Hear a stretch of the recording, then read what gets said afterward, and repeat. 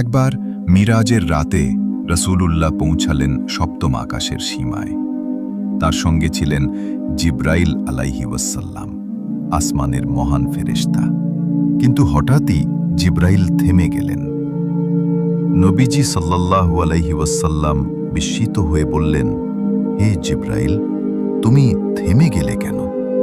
জবাবে জিব্রাইল বললেন, ইয়া রসূলুল্লাহ, আমি আর এক কদমও এগোতে পারি না।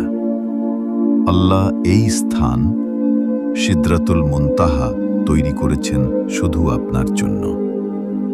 এখানে আমার প্রবেশ নিষেধ। নবীজি বললেন, তাহলে তুমি আমার সঙ্গে এসো।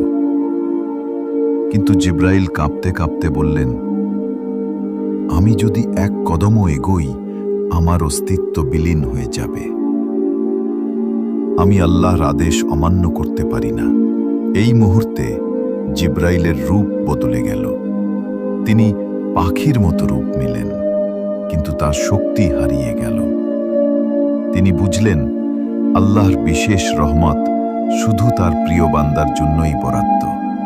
রসূলুল্লাহ তখন একা এগিয়ে গেলেন সিদরাতুল মুনতাহার পথে। এই ঘটনা আমাদের শেখায়, আল্লাহর নৈকট্য, তার রহমত, তার আলো, তা অর্জন করা যায় শুধু তার ইচ্ছায়, তার ভালোবাসায়।